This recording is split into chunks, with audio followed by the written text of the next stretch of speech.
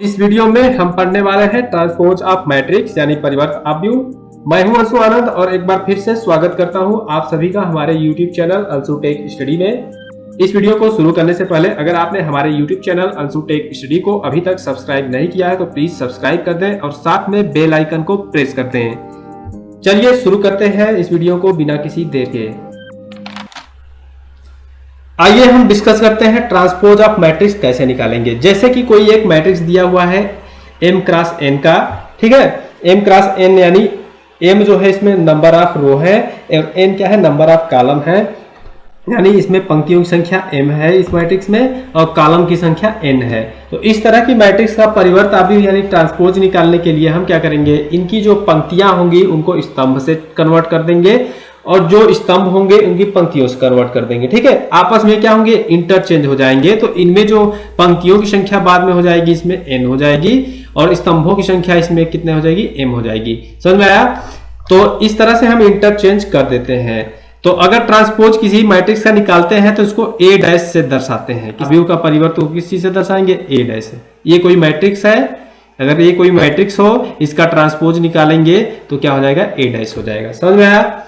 तो आइए एक मैट्रिक्स लेते हैं और इसका हम ट्रांसपोज निकालते हैं। तो a इक्वल टू यहाँ पे हम एक मैट्रिक्स ले लेते हैं, 3√3 0 है और 5 1 और -2, ठीक है। तो अगर इसका ट्रांसपोज निकालते हैं तो यहाँ पे इसमें नंबर ऑफ रो कितनी है, 3 है और नंबर ऑफ कॉलम यहाँ पे 2 है, ठीक है। तो इसका जब हम ट्रांसपोज निकालेंगे a डैश तो इसकी जितने भी रो होंगे वो कॉलम से इंटरचेंज हो जाएंगे और जितने भी कॉलम होंगे वो रो से इंटरचेंज हो जाएंगे। समझ में आया? तो इसे 3√3 और 0 और यहाँ पे हो जाएगा 5 1 और -2, ठीक है। और तब इसका आर्डर देखिए कितना हो जाएगा, 2 × 3 का हो जाएगा। समझ में आया? 2 × 3 का हो जाएगा। तो ट्रांसपोज ऑफ मैट्रिक्स निकालना आई होप आपको आ गया होगा। यानी जितने भी इस आव्यूह में पंक्तियां होंगी उनको हम स्तंभ बना देंगे और जितने भी यहाँ पे स्तंभ होंगे इनको हम पंक्तियां बना देंगे। समझ में आया? यानी जितने रो होंगे उनको कॉलम बना देंगे और जितने कॉलम होंगे उनको रो बना देंगे। समझ में आया? तो यही हो जाएगा ट्रांसपोज ऑफ मैट्रिक्स। चलिए इसकी प्रॉपर्टी जानते हैं, क्या होता है ट्रांसपोज ऑफ मैट्रिक्स का प्रॉपर्टीज। तो यहाँ पे बात करें, अगर कोई एक मैट्रिक्स ए है तो अगर इसका हम एक बार ट्रांसपोज निकालें फिर उसके बाद एक बार फिर से ट्रांसपोज निकालें तो वो किसके बराबर हो जाएगा, फिर उसी मैट्रिक्स के बराबर हो जाएगा। समझ में आया? ये पहला गुण हो गया इसका।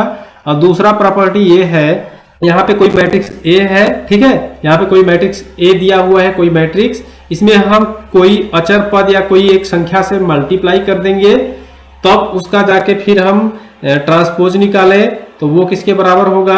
अगर ए का हम ट्रांसपोज पहले से निकाल लें और उसमें जो है बाद में के से मल्टीप्लाई करें तो वो दोनों कंडीशन में क्या होगा, आपस में बराबर हो जाएगा। यानी जो है हम किसी मैट्रिक्स में किसी नंबर का मल्टीप्लाई करके उसका हम ट्रांसपोज निकालें तो वो बराबर होगा यदि हम कोई मैट्रिक्स का पहले ही ट्रांसपोज निकाल के किसी नंबर से बाद में मल्टीप्लाई करें तो वो दोनों कंडीशन में क्या होगा, दोनों तरह की जो मैट्रिक्स मिलेंगी वो दोनों क्या होंगी, बराबर होंगी। समझ में आया?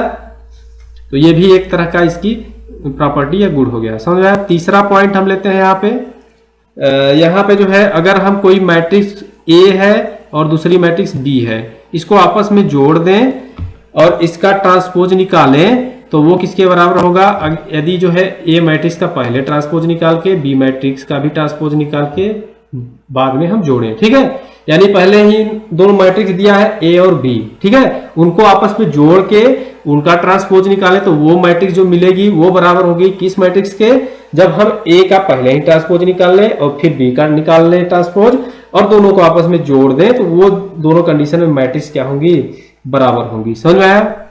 और चौथा कहता है यहाँ पे प्रॉपर्टीज में कि अगर जैसे कि कोई मैट्रिक्स दिया है ए, ठीक है, और बी, दो मैट्रिक्स दिए हुए हैं उनका आपस में मल्टीप्लाई करके इनका ट्रांसपोज निकालें तो ये बराबर होगा यदि जो है पहले ही बी का ट्रांसपोज निकाल के ए का ट्रांसपोज निकाल के फिर मल्टीप्लाई करें बाद में, ठीक है। तो ये दोनों कंडीशन, ये 4 कंडीशन हो गई यहाँ पे। इसमें 4 कंडीशन मैंने बताया जो ट्रांसपोज ऑफ मैट्रिक्स की प्रॉपर्टीज हो गई। चलिए आइए इन्हीं पे एक क्वेश्चन देखते हैं और सॉल्व करते हैं और समझते हैं क्या है ये ट्रांसपोज। ठीक है, तो यहाँ पे दिया है एक A इक्वल टू एक मैट्रिक्स दिया है और B इक्वल टू दूसरी मैट्रिक्स दिया हुआ है। तो इसमें पूछ रहा है कि A का ट्रांसपोज इक्वल टू A। ठीक है, A का ट्रांसपोज का भी ट्रांसपोज इक्वल टू A होगा। तो अभी मैंने बताया था होगा, तो इसको प्रूफ करना है यहाँ पे। ठीक है, तो यहाँ पे पहला पॉइंट कैसे प्रूव करेंगे, तो A का A इक्वल टू यहाँ पे दिया है, देखिए 3√3 और 2 और 4 2 0। ठीक है, तो यहाँ पे A मैट्रिक्स दे दिया है, तो हम इसका ट्रांसपोज निकालेंगे, एक बार निकालें। ठीक है, A डैश इक्वल टू क्या हो जाएगा, यहाँ पे ट्रांसपोज निकालिए, इसका परिवर्त अवयव या ट्रांसपोज यहाँ पे निकालना है, परिवर्त अवयव या ट्रांसपोज यहाँ पे निकालें। ठीक है, तो ट्रांसपोज क्या हो जाएगा यहाँ पे, ये क्या है 2 इंटू 3 के मैट्रिक्स है, 2 इंटू 3 की, तो ये क्या हो जाएगी 3 इंटू 2 का मैट्रिक्स हो जाएगी, 3 इंटू 2 का मैट्रिक्स यानी 3√2 2 और 4 2 0। तो ये क्या हो जाएगा 3 इंटू 2 की मैट्रिक्स हो जाएगी। समझ आया, तो ये हो गया A डैश। अब फिर से A डैश का डैश निकालना है। ठीक है, A का ट्रांसपोज निकाल के फिर उसका ट्रांसपोज निकालना है, तो ये इसका भी ट्रांसपोज निकालें। अब A डैश है, मिल गया हमें। अब इसका फिर से ट्रांसपोज निकालेंगे, तो यहां देखेंगे क्या आ रहा है 3√2 2 4 2 0। तो ये किसके बराबर हो जा रहा है, A वाली मैट्रिक्स से बराबर हो जा रहा है। देखिए यहाँ पे A वाली मैट्रिक्स के बराबर हो जा रहा है कि नहीं है, तो ये इसी तरह से ये जो है प्रूफ हो जाएगा। समझ में आया। अब दूसरा पॉइंट है यहाँ पे देखिए A प्लस बी डैश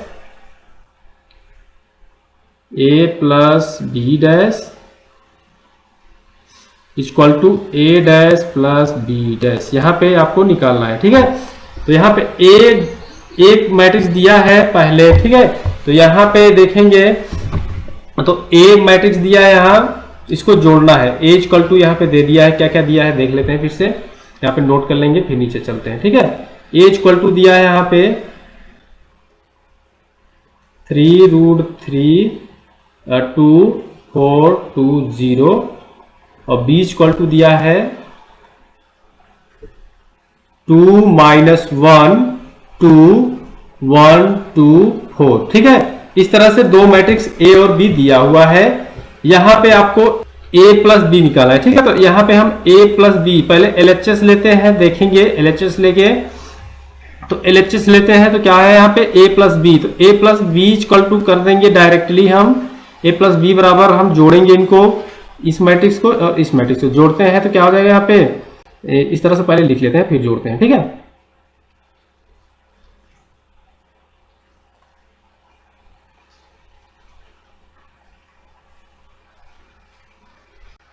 तो यहां पे इन दोनों मैट्रिक्स को आपस में जोड़ेंगे तो क्या हो जाएगा 5 और फिर √3 -1 हो जाएगा और यहाँ पे 4 हो जाएगा। ठीक है, अभी फिर से यहाँ जोड़ेंगे तो यहाँ हो जाएगा 5, यहाँ पे 5 हो जाएगा और उसके बाद जो है 2 2 4 हो जाएगा और यहाँ पे 4 हो जाएगा। ठीक है, तो ये हो गया A प्लस बी और A प्लस बी का डैश, ये जो हो गया A प्लस बी हमने निकाला और A प्लस बी का ट्रांसपोज निकालेंगे। ये कह रहा है LHS में A प्लस बी का ट्रांसपोज निकालना है, तो A प्लस बी आया है इसका ट्रांसपोज निकाल देंगे। ठीक है, तो क्या हो जाएगा यहाँ पे 5√3 -1 और 4 और 5 4 4। ठीक है, तो ये हो गया इसका LHS, ये क्या हो गया यहाँ पे LHS।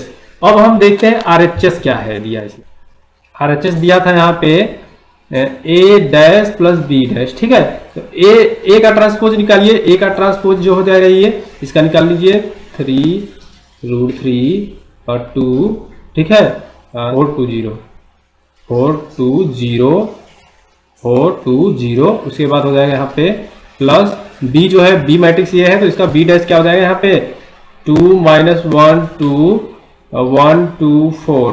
तो इस तरह से हो गया और यहाँ पे हम इसको ऐड करेंगे, तो ऐड करेंगे तो क्या मिलेगा यहाँ पे, यहाँ देखते हैं 3 2 5 हो जाएगा, फिर यहाँ पे 5 √3 -1 4 और 4 और 4। ठीक है, तो इस तरह से ये देखिए मिला A dash plus B dash. ठीक है, A dash plus B dash इतना मिला और A प्लस बी का डैश इतना मिला। ठीक है, ये देखेंगे आपस में ये दोनों क्या है, आपस में बराबर है।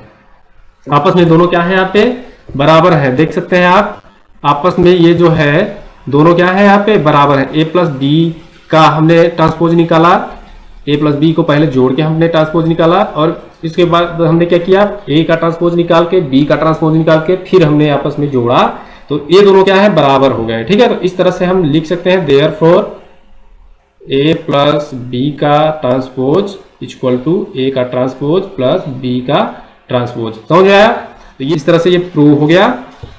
चलिए नेक्स्ट क्वेश्चन की ओर बढ़ते हैं। यहाँ पे दिया है, अगला पॉइंट है, यहाँ पे निकालना है के बी का ट्रांसपोज इक्वल टू निकालना है के इंटू बी का ट्रांसपोज। ठीक है, तो यहाँ पे बी इक्वल टू दिया है, आपके क्वेश्चन में दिया था 2 - 1 2 1 2 और 4। ठीक है, तो यहाँ पे के बी डैश, तो यहाँ पे क्या करेंगे, पहले बी में के का मल्टीप्लाई करते हैं। तो एलएचएस जब निकालेंगे यहाँ पे, तो एलएचएस के लिए यहाँ पे पहले के बी निकाल लेंगे। तो के बी इक्वल टू क्या हो जाएगा, यहाँ पे 2k माइनस के 2k, यहाँ पे k हो जाएगा, यहाँ पे 2k और 4k। ठीक है, तो यहाँ पे अगर आप बात करें के बी का ट्रांसपोज निकालने की, तो यहाँ पे हो जाएगा, यहाँ पे 2k माइनस के 2k और k 2k और 4k। ठीक है, तो इस तरह से आपका जो है के बी का ट्रांसपोज निकल आएगा। और के डैश बी का ट्रांसपोज निकालना होगा, तो पहले आप क्या करेंगे, बी का ट्रांसपोज पहले निकाल लेंगे। तो आरएचएस की बात की जाए, तो आरएचएस में हमें क्या निकाल के रखना है, यहाँ पे के बी डैश। तो यहाँ पे के बी डैश की बात की जाए, तो बी डैश इक्वल टू क्या हो जाएगा, यहाँ पे 2 - 1 2 1 2 4। ठीक है, तो बी का ट्रांसपोज ये हो जाएगा, बी तो ये दिया था, ट्रांसपोज हमने ये निकाल लिया। इसमें A B dash equal to जो हो जाएगा माइनस के 2k और 4। तो आप देखेंगे के बी डैश अगर रखेंगे यहाँ पे, तो यहाँ हो जाएगा 2k, यहाँ पे k माइनस के 2k 2k और 4k। ठीक है, तो इस तरह से देखेंगे आप जो है एलएचएस जो है आरएचएस के बराबर आ रहा है। तो इस तरह से देयरफॉर क्या हो जाएगा, यहाँ पे देयरफॉर के बी डैश इक्वल टू हो जाएगा, यहाँ पे के इंटू बी का डैश। ठीक है, यहाँ पे के बी का ट्रांसपोज इक्वल टू के इंटू बी का ट्रांसपोज। ये आई होप आप जो प्रूव करना आपको समझ में आया होगा। एक अगला क्वेश्चन हम लेते हैं यहाँ पे स्क्रीन पे। अगला क्वेश्चन है यहाँ पे ए इक्वल टू इतना दिया है, तो आपको निकालना है ए इंटू बी का ट्रांसपोज इक्वल टू निकालना है बी का ट्रांसपोज इंटू ए का ट्रांसपोज। ठीक है, तो यहाँ पे पहले ए इंटू बी निकालेंगे। ए इंटू बी निकालते हैं, तो ए इंटू बी अगर निकालेंगे आप, तो क्या हो जाएगा यहाँ पे, तो अब मल्टीप्लाई कर देंगे -2 4 5। ठीक है, और इधर हो जाएगा 1 3 -6, और मल्टीप्लाई कर देंगे तो आपको क्या हो जाएगा, यहाँ पे इस तरह से रो वाइज चलेंगे तो कॉलम वाइज मल्टीप्लाई करते चलेंगे। -2, फिर इसका मल्टीप्लाई इस वाले में होगा, तो माइनस क्या हो जाएगा यहाँ पे 6 और यहाँ पे 12। ठीक है, उस तरह से 4 12 और -24 5 15 और -30।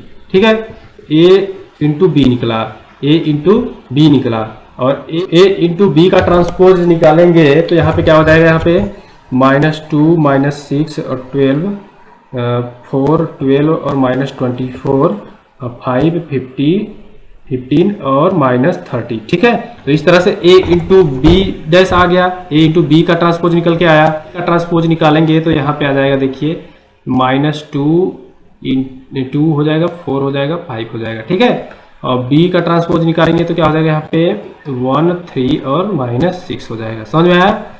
तो यहाँ देखेंगे तो क्या हो जाएगा, b इंटू ए, तो ये आपको निकाला है b डैश इंटू ए डैश। ठीक है, यानी b का ट्रांसपोज इंटू ए का ट्रांसपोज बराबर क्या हो जाएगा, यहाँ पे आप रख देंगे 1 -3 6 और 2 4 और 5।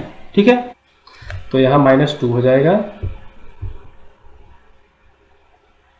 तो यहाँ पे मल्टीप्लाई करेंगे b डैश इंटू ए डैश का, तो क्या हो जाएगा -2।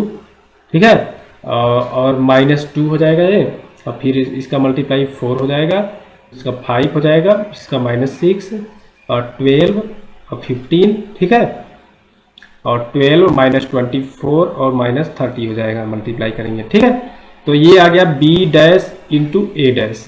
तो अगर आप कंपेयर करें ए इंटू बी का ट्रांसपोज इक्वल टू किसके आ रहा है, बी इंटू ए के, बी के ट्रांसपोज इंटू ए के ट्रांसपोज के इक्वल आ रहा है। देखेंगे आप जो है इन दोनों को, ये दोनों आपस में क्या है यहाँ पे इक्वल है। समझ में आया? तो ये जो हो गया इसका सही आंसर हो जाएगा। अगला पॉइंट है symmetric matrix and skew symmetric matrix, यानी सममित अवयव और विषम सममित अवयव। ठीक है, यदि कोई मैट्रिक्स ए दिया हो, ठीक है, ए इक्वल टू कोई मैट्रिक्स है, अगर हम इसका ट्रांसपोज करते हैं वो फिर ए के बराबर आ जाता है। ठीक है, ए का ट्रांसपोज करने पे वो ए के बराबर आ जाएगा, तो यहाँ पे क्या कहलाएगा, ये सिमेट्रिक मैट्रिक्स। ये क्या कहलाएगा, सिमेट्रिक मैट्रिक्स। ठीक है, अगर हम ए का ट्रांसपोज करें, यदि हम ए कोई मैट्रिक्स दिया है, इसका ट्रांसपोज करें और वो किसके बराबर आएगा, माइनस ए के बराबर, माइनस ए के बराबर, तो यहाँ पे हो जाएगा स्क्यू सिमेट्रिक मैट्रिक्स। ठीक है, skew symmetric matrix. Symmetric matrix मतलब सममित अवयव हो जाएगा, और स्क्यू सिमेट्रिक मैट्रिक्स मतलब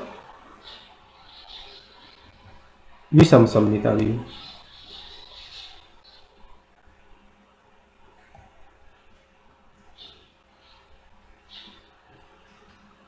तो अगर हम कोई मैट्रिक्स ए है, अगर उसका हम ट्रांसपोज निकालें, यानी उसका सममित अवयव निकालें, तो वो ए मैट्रिक्स के बराबर आ जाए, मैट्रिक्स ए के बराबर आ जाए, तो वो क्या कहलाएगी, सममित अवयव कहलाएगी। ठीक है, यदि हम कोई मैट्रिक्स है उसका जो हम अगर ट्रांसपोज निकालें, अगर कोई मैट्रिक्स है उसका हम ट्रांसपोज निकालें, वो किसके बराबर आ जाएगी, उसी मैट्रिक्स में अगर माइनस ए का मल्टीप्लाई करते हैं तो उसके बराबर आ जाए, तो वो क्या कहलाएगी, skew symmetric matrix. Skew symmetric matrix. समझ में आया?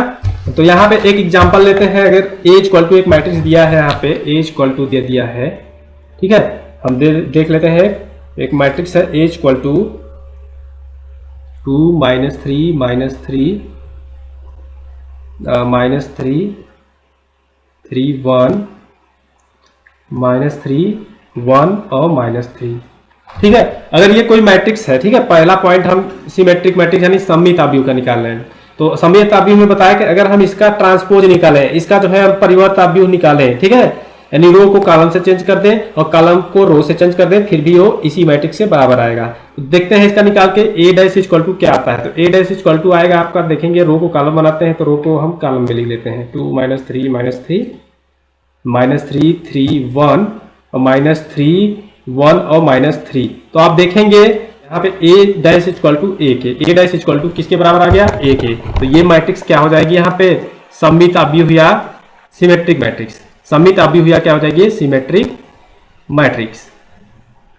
समझ में आया? अगर एक और एग्जांपल लेते हैं, यहाँ पे दूसरा एग्जांपल है ए इक्वल टू, यहाँ पे दिया है ए इक्वल टू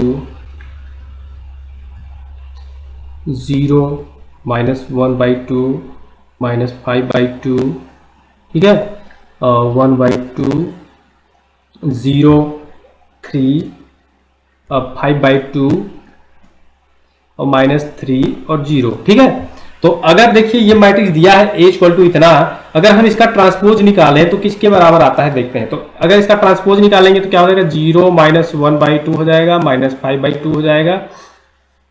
तो यहाँ पे 1/2 चला जाएगा, यहाँ पे 5/2 हो जाएगा, और यहाँ देखिए, ठीक है, ये हो जाएगा। और उसके बाद जो है यहाँ पे जो है 0 G3, यहाँ पे 0 और माइनस 3 हो जाएगा। ठीक है, और यहाँ पे 3 और 0 हो जाएगा। तो कुछ इस तरह से आया ये मैट्रिक्स। और अगर देखिए ये जो है, अगर ए का ट्रांसपोज निकाला हमने तो इतना आया। तो अगर हम इसमें जो है माइनस से मल्टीप्लाई कर दें तो ये माइनस ए के बराबर आ रहा है कि नहीं, माइनस ए के बराबर ये क्या है, आ रहा है, माइनस ए के बराबर यहाँ पे आ रहा है। क्योंकि जो है अगर इस वाले मैट्रिक्स में हम माइनस से मल्टीप्लाई कर देते हैं तो इसके बराबर आ जा रहा है। तो ठीक है, तो यानी ट्रांसपोज क्या है, ए डैश इक्वल टू क्या है, माइनस ए के बराबर है। तो इसीलिए जो है ये मैट्रिक्स क्या हो जाएगी, स्क्यू सिमेट्रिक मैट्रिक्स या विषम सममित अवयव। समझ में आया? तो अगर जो है कोई ये मैट्रिक्स दिया है, सपोज मान लेते हैं ये कोई मैट्रिक्स है, मैट्रिक्स ए है, ठीक है, ये कोई एक मैट्रिक्स है, तो इसका हमें सममित अवयव अगर निकालना होगा तो इक्वल टू अगर 1/2 में ए प्लस ए डैश कर दें। ठीक है, यानी अगर सपोज ये मैट्रिक्स है ए, इसको हम क्या करें, इसके ट्रांसपोज के साथ जोड़ के और इनका हम क्या कर दें, आधा कर दें, 1/2 से मल्टीप्लाई कर दें, तो ये क्या हो जाएगा, सममित आव्यूह निकल के आएगा, सममित आव्यूह बन जाएगी वो मैट्रिक्स। समझ में आया? उसी तरह से विषम सममित आव्यूह में क्या होगा, अगर जैसे कोई मैट्रिक्स दिया है 1, ठीक है, ए, और इसमें जो है उसी के जो है ट्रांसपोज को घटा देंगे, उसी मैट्रिक्स जैसे ए दिया है तो इसका ट्रांसपोज निकाल के इसमें से घटा देंगे, ठीक है, और जितना मैट्रिक्स वो निकल के आएगी उसमें 1/2 से अगर हम मल्टीप्लाई कर दें और लास्ट में जितनी मैट्रिक्स होगी तो वो क्या हो जाएगी, विषम सममित आव्यूह। तो ये दोनों फार्मूले आपको निकाल के यहाँ पे याद रखने हैं, ठीक है। सिमेट्रिक मैट्रिक्स को मान लेते हैं यहाँ पे P, यहाँ पे सिमेट्रिक मैट्रिक्स को मान लेते हैं P और स्क्यू सिमेट्रिक मैट्रिक्स को मान लेते हैं Q। तो यहाँ पे symmetric matrix plus skew symmetric matrix equal to क्या हो जाएगा, तो 1/2a plus a dash plus 1/2a minus a dash. तो ये क्या हो जाएगा यहाँ पे कि ये जो हो जाएगा P प्लस Q क्या है यहाँ पे, सममित आव्यूह और विषम सममित आव्यूह का योगफल है। तो इस फॉर्म में भी हम इसको लिख सकते हैं मैट्रिक्स को। तो इस पे भी बहुत सारे क्वेश्चन आपके आने वाले चैप्टर में पूछे जाएंगे, ठीक है। तो आपको ये भी चीजें ध्यान में रखना है। तो ये दो फार्मूले हो गए ये वाले, और ये जो है मैंने ट्रांसपोज ऑफ मैट्रिक्स ये बताया था कि ये सिमेट्रिक मैट्रिक्स कब होगा और इसकी सिमेट्रिक मैट्रिक्स कब होगा, तो ये भी तो आपको याद रखना है, ठीक है। और बाकी सब ऊपर वाले आपको ध्यान ही रहे होंगे। इसी के साथ हम इस लेक्चर को समाप्त करते हैं। Thanks for watching this video.